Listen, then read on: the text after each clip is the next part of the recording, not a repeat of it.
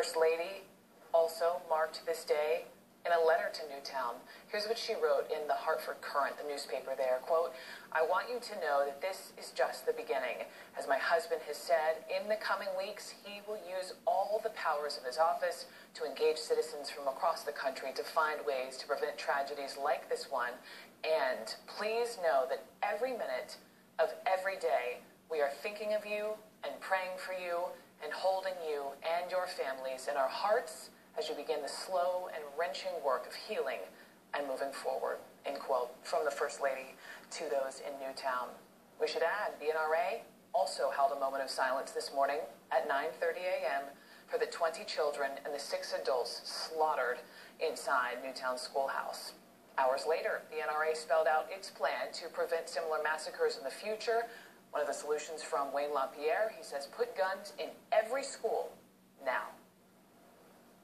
And does anybody really believe that the next Adam Lanza isn't planning his attack on a school he's already identified at this very moment?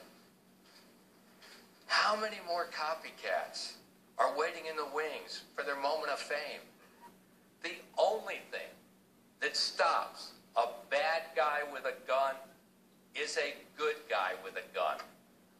I call on Congress today to act immediately to appropriate whatever is necessary to put armed police officers in every single school in this nation. So that is some of what Wayne LaPierre said.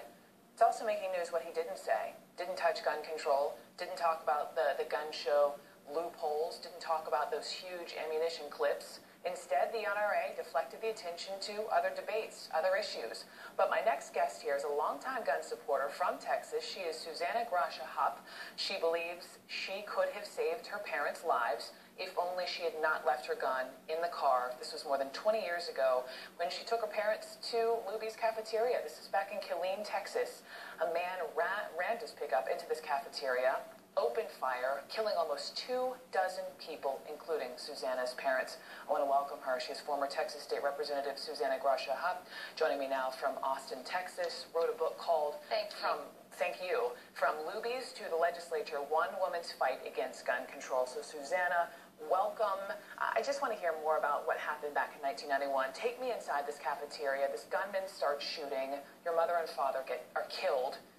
You felt helpless and hopeless, I imagine. Well, it was extremely frustrating. I used to carry a gun, and at that time it was illegal in the state of Texas, but I was convinced to carry one by an assistant DA in the Houston area who told me, he said, "Susanna, you don't see this stuff every day, but I do." So I carried one illegally for a number of years. My parents and I were at this local cafeteria in the middle of a beautiful day. This man drove his truck through a window and very methodically began executing people. But a few months earlier, I had begun leaving my gun in my car because I was worried about losing my license to practice chiropractic. A number of people, a number of victims had left their guns in their car that day. But of course, now we have changed that law in Texas and we can protect ourselves. But we brought you on, of course, because of what happened in Killeen, but also because of Newtown. And we heard from the NRA today. Wayne LaPierre says, let's put guns in every school.